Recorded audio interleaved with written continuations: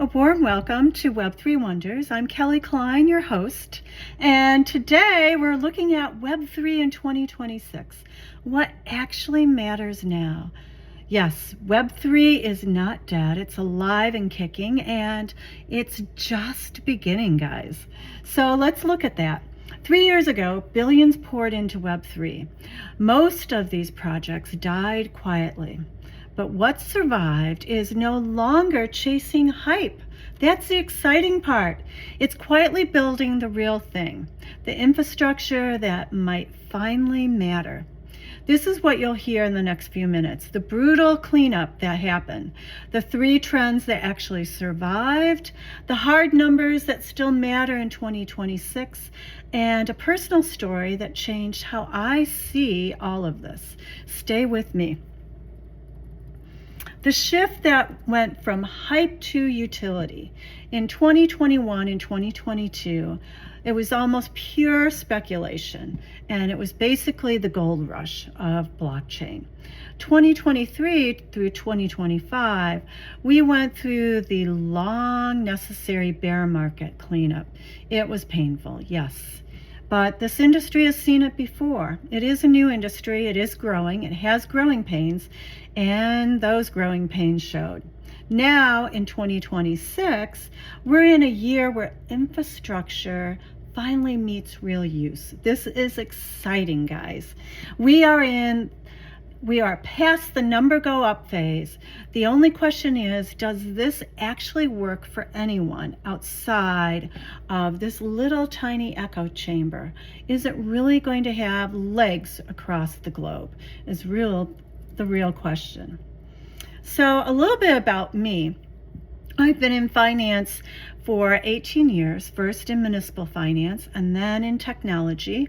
The technology shift was a natural one because when I was in finance, I was always implementing large ERP financial systems and payroll and general ledgers and bonds and issuing bonds and all the municipal items. So I know governmental accounting and GASB very well. Interestingly enough, one of my very first pivotal job duties was to take over a very large municipal treasury, and I sat physically in front of this huge vault that was taller than I and probably 10 times as wide. See, I was a little thing back then. And this vault held what was called bearer bonds. So back in the day, you could take a piece of paper called a bearer bond to the bank and hand it in for money. And basically it just gave the bearer the money, no different than cash. It was basically a fancy piece of paper, and it was better than cash because you would get cash back. That was in the olden days. So when I saw blockchain, I didn't quite understand it. I knew technology, I knew finance, and then when someone said the word Web3, everything clicked for me. I'm like, okay, Web 2 was simply the ERP systems. Web 3 is decentralized blockchain that mimics the ERP system. And what's fascinating to me is Web 3 gives us more functionality, but it also gives us some of the same risks that we had in Web 2. And that's what I love diving into. So that's about me, but what does this mean for the 3 trends that actually matter in 2026? That's where we want to get to. Let's get back on track. First, we have, the top 3 that matter, I'm just going to give them all to you. Real world asset tokenization, or RWA. AI agents on chain, which we all know about. And then the piece that is pivotal to me is the cross-chain infrastructure.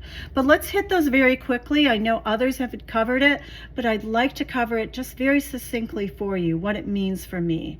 So real-world asset tokenization, this is still one of the biggest ones for the initial startup. It's going to become old hat. It's going to become a foundational piece, but basically, instead of just crypto native tokens, we have real assets moving on chain. For instance, US treasuries, real estate, private credit, even carbon credits. And this gives real world assets a social security number for every single asset, and it gives us truth in our data. Current on-chain value sits between 24 billion and, get this, 250 billion, depending upon whether or not you include stable coins. Long-term forecasts from very highly rated educators and forecasters, they are pointing to, get this, 10 to 16 trillion by 2030. So the numbers are real, the movement is real, and it's really not going to subside. It's just a matter of how fast it grows and in which countries. The AI agents on chain, this is the newest and most exciting development, guys. Autonomous AI agents that can hold wallets, execute smart contracts, and transact without human interventions. So for instance, for me personally, I'm questioning my medical bills from 2021, comparing it to 2025, and I have to go through and do the analysis myself manually. Well, by this time next year, I think I can push a button and AI will be able to unlock my private healthcare and my private medical bills if I give it permission and do that comparison for me. So a lot of the transparency is here. It will be frightening for those who don't want to see it, but it is coming and it's exciting. But it is early. And the combination of artificial intelligence with blockchain may turn out to be really the killer application no one saw coming, and the one which I am most excited about, to bring truth and accountability to individuals and to corporations. A third item is the cross-chain infrastructure. This, I feel, Charles Hoskinson probably spearheaded and was most vocal about. He's from Cardano, and he felt that the ecosystems from different chains should be able to talk to each other.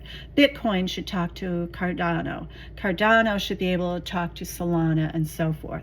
So we are finally getting real interoperability, bridges, messaging protocols, unified liquidity layers mean assets and data can move seamlessly between the chains. This solves one of Web3's oldest problems, and that's fragmentation, which is ironic because blockchain is known for decentralization, but the isolation of chains where they couldn't talk to each other is a major problem.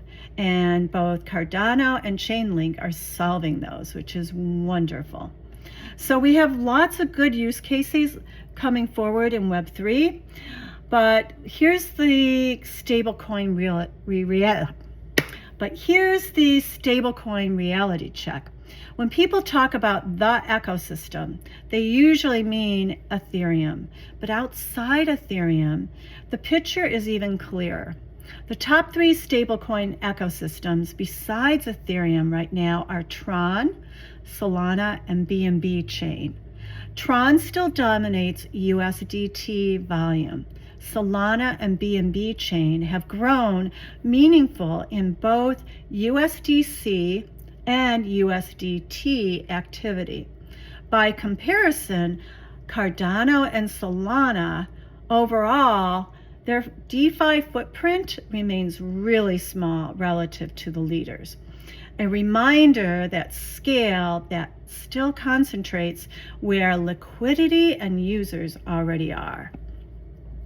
And so with that, what are builders focusing on now, or what should builders be focusing upon? Real use cases over white papers. Everyone's heard that, especially with Cardano, but I have to repeat it. So better user experience. Web3 should feel invisible to the end user. End of story. Regulatory compliance. The Wild West era is ending. One way or another, if it's not the United States leading this, it will be other countries, sadly. The pivotal moment for the Clarity Act is upon us, and President Trump needs to deliver on the U.S. leading this initiative. Why is it important that the U.S. lead this? In my mind, it's because of the word sovereignty. Data sovereignty, individual sovereignty, biometric sovereignty, the sovereignty of a corporate entity, all of these mean something. And that ownership piece has to be verifiable. And the US has to put those rules and regs around it, especially for currency transactions. We have to have global currency and something that means something. The third item is really pivotal, and every single corporation who has ever grown and transacted knows this one. Sustainable economics. Projects that actually make money, not just raise it. Even Bezos said, Amazon will have a lifespan and it will die. It's just a matter of time. So how soon it dies is really what they're managing. And likewise, that's what goes on with these projects. They have to be sustainable and real world projects. So in 2026, here's a snapshot of the key metrics. DeFi total value locked up peaked at 115 billion in January of 2026. This is what's interesting. By June of 2026, it had fallen nearly 40% to close to 72 billion. And while Ethereum is still holding its value around 53% of that, it has taken a big nosedive. The broader Web3 blockchain market was valued around 7 to 10 billion in 2025 and is projected, drum roll please, to reach about 57 to somewhere around 226 billion. Yes, I have that right. By the year 2031 through 2034. That's hard to say. 2031 through 2034, a roughly 41 to 48% increase. That's what the experts are forecasting. So it's a big industry, and it's not going away, even if the US fails on its clarity piece. Global retail crypto volume hit 979 billion in Q1 of 2026. It's down 11% year over year. However, stablecoin transaction volume exceeded 33 trillion for 2025, with Q4 alone at 11 trillion, a 72 jump. And tokenized treasuries and private credit currently sitting around 9.6 billion.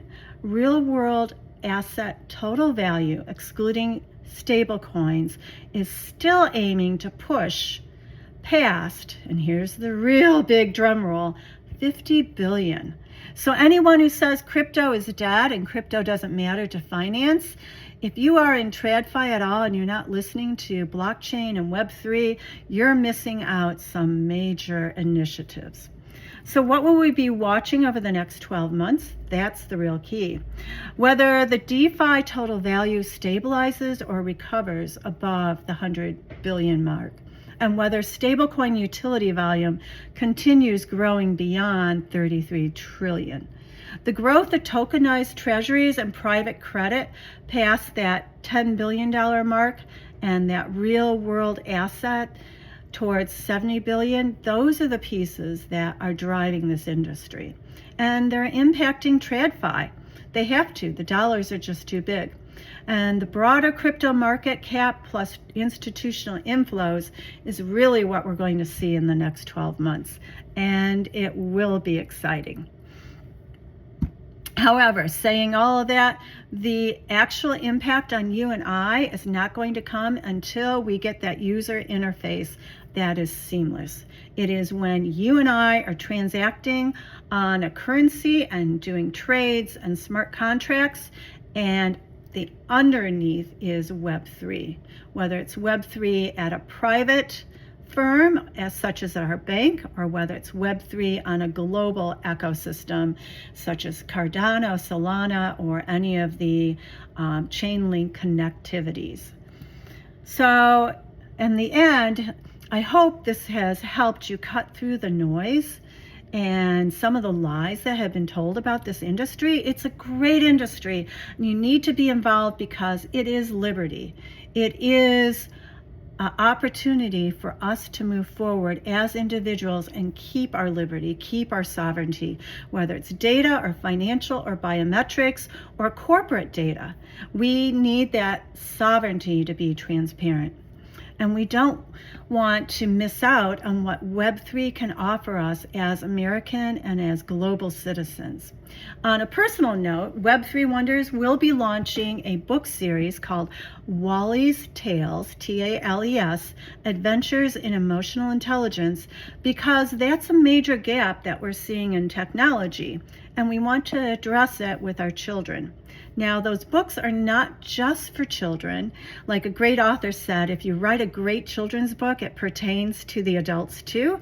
And that is our goal, is for Wally's Tales to transcend beyond the adventures in a sailboat, talking about emotional sovereignty, emotional intelligence, and Web3, but to take it to the adult range and bring the community together so that we're all talking about Web3 together.